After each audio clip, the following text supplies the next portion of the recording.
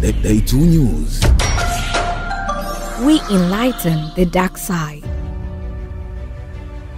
Mahakama Kuu ya Tanzania masijala ndogo ya Dar es Salaam imepanga Septemba 18, 2025 kuendelea na usikilizaji wa kesi ya uhaini inayomkabili mwenyekiti wa Chadema Tundu Lissu.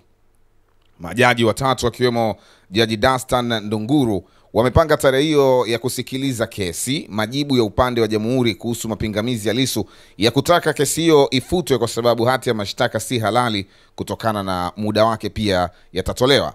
Pia Lissu ameomba kufutiwa kesi hiyo kwa sababu maelezo ya mashahidi yamewasilishwa kinyume na sheria, hivyo anaomba afutiwe huo uonevu. Baada ya kueleza hayo, majaji wameahirisha kesi hiyo hadi Septemba 18, 2025 kwa ajili ya kuendelea na usikilizaji wa majibu ya jamhuri kuhusu pingamizi hilo. Nje ya mahakama, mwanasheria mkuu wa Chadema Dr.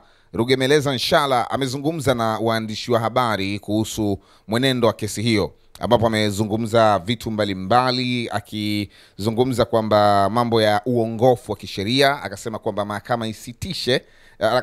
mahakama isisite kutenda haki kwa kile ambacho kinadaiwa ni uhaini, badala yake mahakama imwachie huru Lissu baada ya siku 162. Haya ni masuala ya kisheria na ndio maana tunampa nafasi mwanasheria mkuu wa Chadema Dr. Rugemeleza Nshala. Muhimili wa mahakama ni muhimili huru. Askari polisi wanapokuja katika muhimili wa mahakama hawana mamlaka ambayo wanafikiria wanayo ya kuweza kuwashika watu na kuwatoa watu katika viunga vya mahakama. Watu wana haki ya kuja mahakamani kwa mujibu wa katiba ya Jamhuri ya Muungano ya Tanzania. Kama watu wamejaa, taratibu za kuweza kuwaweka sehemu nyingine zinatakiwa zifuatwe. Tumekubaliana kwamba watu wanatakiwa waweze kuja mahakamani, wakishajaa basi sawa, ni kweli wasiweze kuingia. Lakini vitendo vya kuwapiga watu huko barabarani na wengine kuwazuia vinakiuka haki za kiraia za wananchi wenzetu.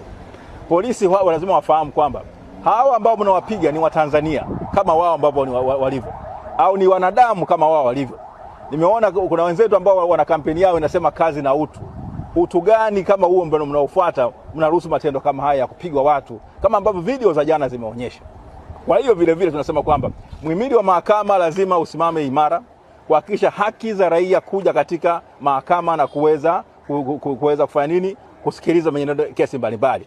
Mahakama lazima ijipambanue. Ndio maana katika sehemu nyingine tunapigania kwamba muhimili wa mahakama uwe na askari wake wenyewe, au askari polisi au yote anayekuja hapa, yeye nguvu zake za kipolisi zinaishia nje ya geti la polisi.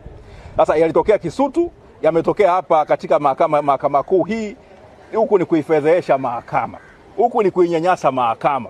Kwa hiyo mimi kama afisa wa mahakama mzoefu kabisa wa muda mrefu, alikadhalika kama mwanasheria mkuu wa chama, lakini vile kama mtu ambaye ni raia wa nchi, haya matendo kwa kweli yanaidhalilisha nchi yetu. Kwa hiyo tungependa kwamba wakuu wote wa vyombo vya usalama wazingatie hilo. Jaji mkuu, jaji kiongozi, jaji mfawidhi, wote na majaji wote lazima walinde heshima ya mahakama na kuisimamia. Na sisi kama mawakili tutapiga kelele na kupinga haya yote yanayotokea. Haijengi heshima kuona kwamba kuna watu wanapigwa virungu katika karne hii ya 21. Mwaka 2025 kuna raia anapigwa nje kama mtu anaua nyoka. Kwa kweli inaidharisha nchi yetu, heshima ya nchi yetu. Video zote zinazunguka dunia nzima na kuonyesha ukatili mkubwa kama huo. Nasema kwamba haya ni matendo machafu ambayo havumiliki katika nchi ambayo inasema kwamba inafuata demokrasia. Na wale wanasema kama ni utu, naomba kwa mara ya kwanza wajifunze kuwa watu na waache kutenda matendo hayo machafu. Asante. Day 2 News. We enlighten the dark side.